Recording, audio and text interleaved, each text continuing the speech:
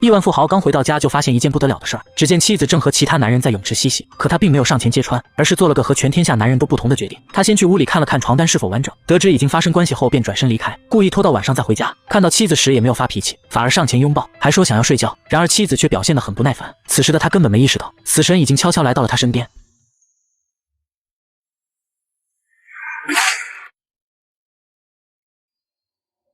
枪声吸引了外面的园丁，等他上前查看情况时，拔叔又对着窗口开了3枪，吓跑园丁之后，他先把倒地的妻子拖进洗手间，捡起地上散落的弹壳扔到另一边，然后褪下袜子和衣服一起丢进壁炉，接着用热水洗了把脸，干干净净的等待警察到来。同时他的报复计划也正式拉开帷幕。很快警方就集结大批警力包围了豪宅。拔叔见状没有丝毫慌乱，他要求一个叫罗布的警察进来谈判，而他就是拔叔妻子的出轨对象。拔叔看到他后显得十分兴奋，主动放下武器，直言不讳地说，我朝妻子开了枪。当罗布看到地上躺着的女人时，才发现竟然是自己的情人。原来他压根不知道女人已婚，甚至都不知道女人的真实姓名。不过他对女人的爱却是真心实意的，同时他也知道了拔叔是在针对自己。后背发凉的他转身将拔叔打倒在地，听到动静的警察们一拥而入，成功控制住了拔叔。接着发现地上的女人竟然还有呼吸，于是立马送上救护车抢救。与此同时，坐在警车里的拔叔露出了诡异的笑容，这一切显然都在他的掌控之中。而更让人出乎意料的是，面对杀妻的指控，拔叔竟然没有做出任何辩解，反而很是痛快地签下了认罪书。现在证据确凿，警署很快将案件转移到检察院提起公诉。而负责这起案件的检察官威利虽然年轻，但在整个职业生涯中却保持97%的胜诉率。何况这起案件已经是板上钉钉的事，现在只不过是走下流程，然后就可以顺利结案。可是威利怎么都没想到，这起案件会成为他此生最大的败笔。在预先听证会上，拔叔不仅放弃了聘请律师的权利，坚持要自己为自己辩护，还提出了结束这次预先听证会，直接进入审判阶段。这一举动让威利十分不解，但他也没放在心上，以为是拔叔自暴自弃罢了。如此简单的案子，他已经不想在上面浪费时间。可就在当天晚上，警方的一通电话却让他傻了眼，因为他们发现从现场带回来的那把枪上根本没有拔叔的指纹。更诡异的是，那把枪甚至都没开过的痕迹，也就是说，手枪并不能作为开庭的有效证据。威利这才明白拔叔为何会如此有底气，不过他觉得这一切都是诡计，那把开过的枪肯定被藏了起来。于是他带着一队人将拔叔的家翻了个遍，可除了找到一个少了4发的子弹盒，愣是没发现任何有价值的线索。案件一时间陷入了死胡同，看着所有证据都被否认的文件，威利心里很不是滋味。他决定找拔叔谈一谈，可没想到拔叔对他的到来似乎早有预料，上来就问他找到手枪了吗？拔叔对此只是微微一笑，紧接着又把威利从小到大的生平事迹说了出来，这把威利搞得有些摸不清头脑。同时终于认识到了拔叔的可怕之处，更超乎他预料的是，拔叔竟然还想请他当自己的辩护律师。I'd like you to consider becoming my lawyer. I'll pay you a lot of money. That's fine. Giving you a chance to get from the other side of this important mess where you still can. Are you out of your mind? 此时的威利已经被搞得没心情再谈下去，而他也完全掉进了拔叔画好的圈里。他已经找到了这位检察官的破绽。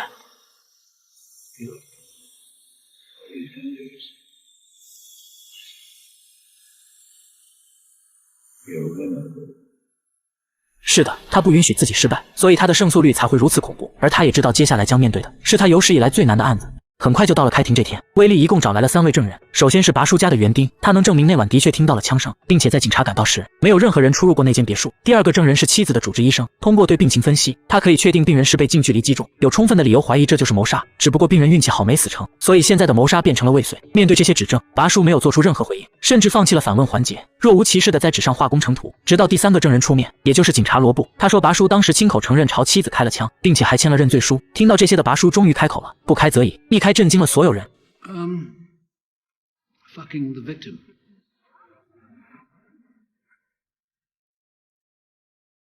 Your Honor.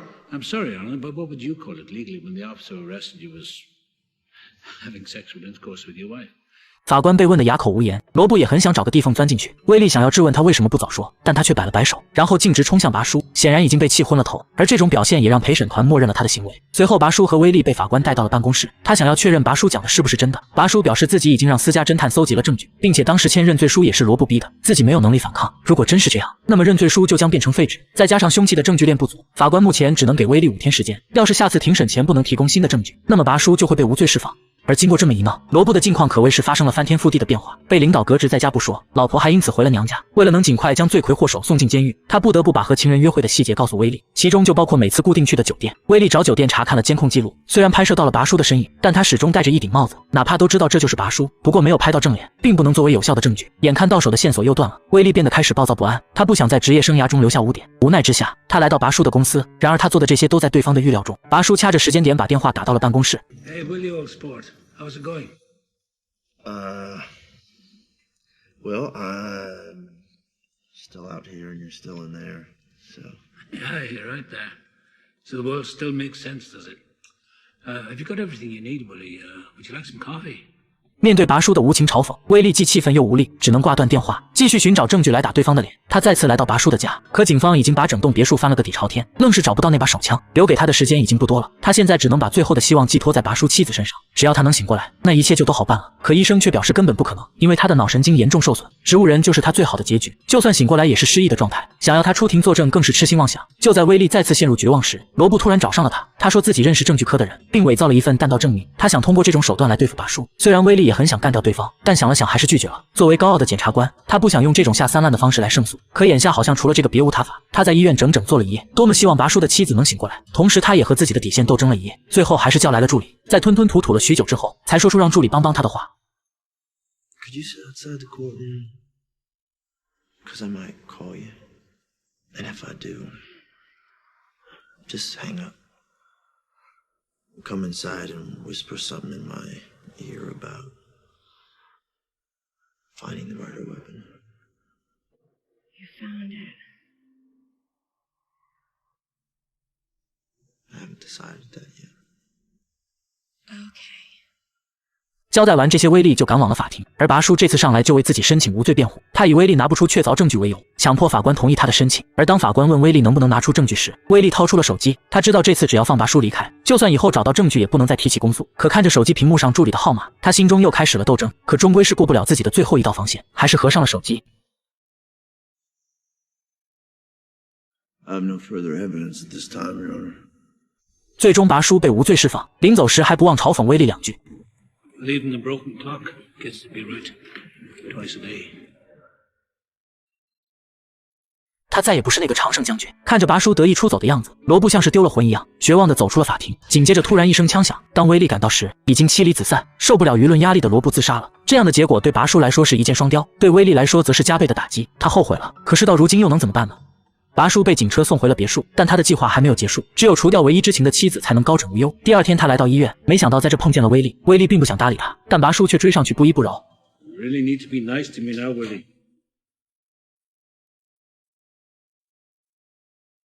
Why? Because what's left of a life depends on a machine powered by a cord that leads to a plug in an electrical outlet. And I decide when it gets pulled. That's why.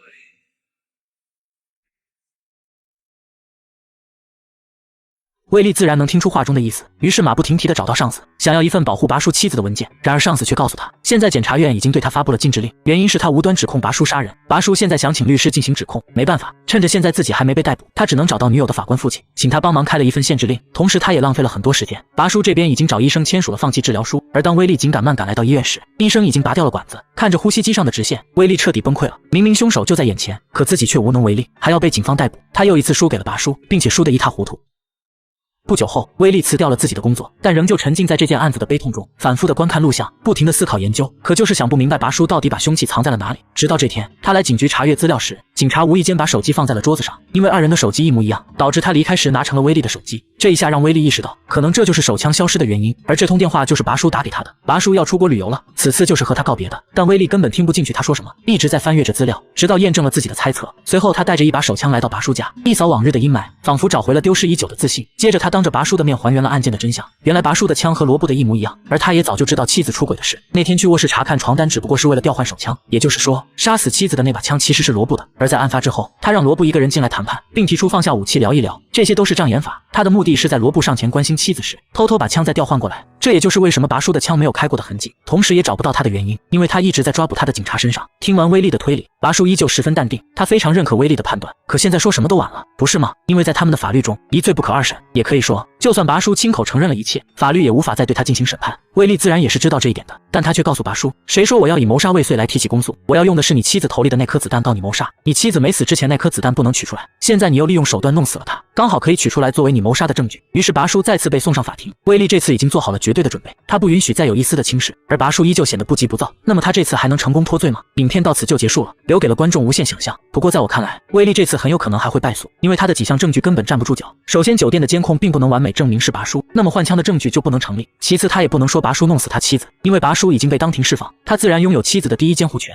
那么签署放弃治疗书谁也管不着。最后就是那颗子弹，虽然是从罗布手枪里打出来的，可没有证据证明就是拔叔开的枪，况且罗布已经死无对证，所以想要判拔叔的罪，我觉得还是很难。最后，不知大家又是如何看待的呢？